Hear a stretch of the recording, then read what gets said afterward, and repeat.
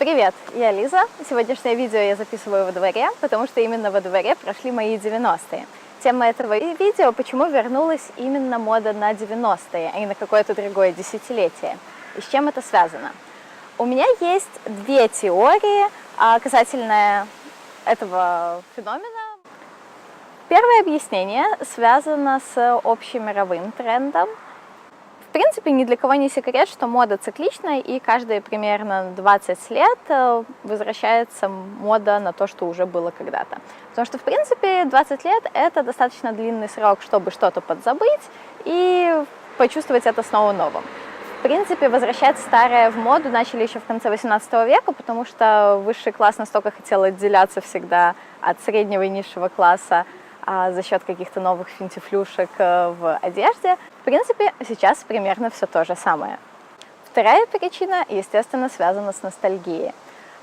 Поколение, которое сейчас составляет такой костяк потребительства, то есть это те, которым сейчас между 20 и 40, те люди, которые как раз-таки интересуются модой и покупают всякие не супер нужные вещи типа полароидов и приставок, они либо выросли в 90-е, либо были молоды в 90-е, либо же родились чуть позже, но для них 90-е – это понятная и близкая эпоха. И они все еще помнят какие-то элементы, которые оставались… Такой ветер. Которые оставались в их жизни и принадлежали либо им, либо старшим братьям, или, может быть, родителям. Поэтому для них это не пустой звук. И если грамм-пластинка становится достаточно таким ретро-атрибутом качественного стиля жизни, то я боюсь, что мне сейчас упадет камера от такого ветра. То кассету, в принципе, каждый видел, помнит, видит еще кассетники в автомобилях и, возможно, даже вертел кассету на карандаше. То есть этот период отстоит от нас достаточно далеко, чтобы казаться уже подзабытым и нести в себе какое-то новшество, но, с другой стороны, он все еще близок, понятен, и он является такой референтной точкой, к которой мы можем эмоционально сделать привязку. А с поколению, которое бы сейчас между 20 и 40, гораздо сложнее сделать эмоциональную привязку, например, к 70-м или же 60-м, потому что это кажется уже полным ретро. Кроме того, и на мой взгляд, это одна из самых главных причин, мода немного изменилась. И мне кажется, что этот новый поворот в моде в сторону всесочетаемости, некоторой расхлябанности, антисексуальности и отсутствия прямого разделения между гендерами в одежде, он уже вряд ли повернет назад. И это очень сильно перекликается с эстетикой 90-х. Это была первая casual эпоха, и первая эпоха, в которой действительно стерлась разница между полами в одежде. И сейчас этот тренд вернулся, и, конечно, он играет новыми смыслами, новыми красками, имеет очень большой политический контекст и социальный контекст, но суть остается та же. И вот эту суть очень легко обернуть в упаковку нам знакомую, которая у нас триггерит ностальгию, и является достаточно хорошо доступным, потому что это же еще идет с волной любви ко всему эко, винтажному.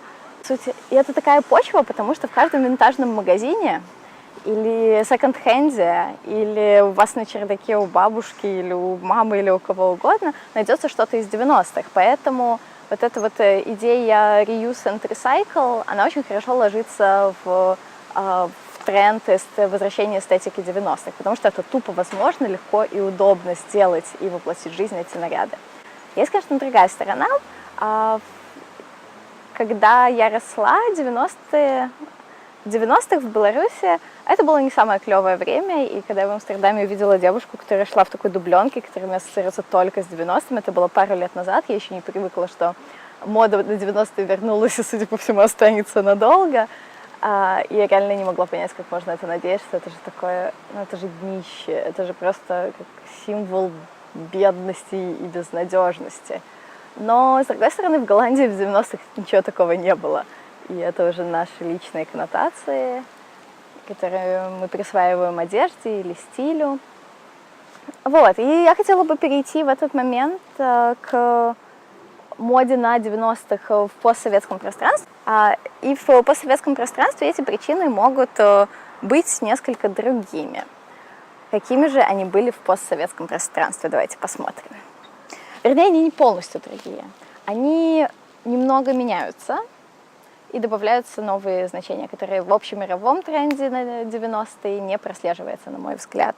Первое — это то, что тогда казалось шиком, сейчас можно позволить с легкостью.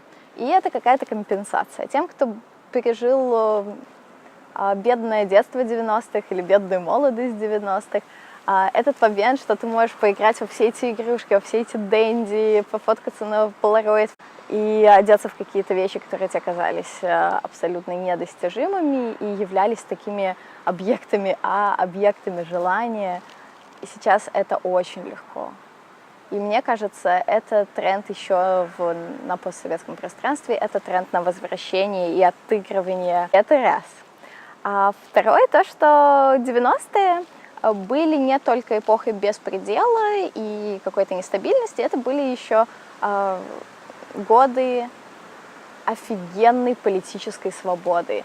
И чем больше я общаюсь сейчас с гражданскими политическими активистами, которые были уже в сознательном возрасте в начале 90-х, тем больше я понимаю, насколько то поколение глотнуло такой мощный заряд свободы, который становится, опять же, референтной точкой. Они сравнивают до сих пор, что вот тогда-то было в начале 90-х или в середине 90-х, то возможно, чего сейчас уже невозможно.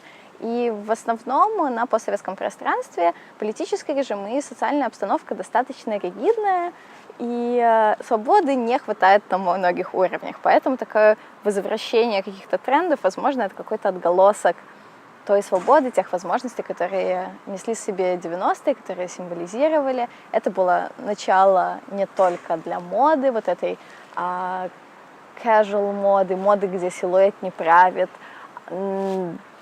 где можно смешивать повседневно-спортивное с чем-то лакшери.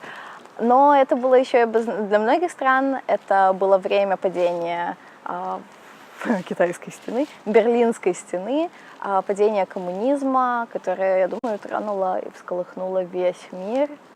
Итак, что мы имеем? Почему 90-е вернулись? Первое. Ностальгия.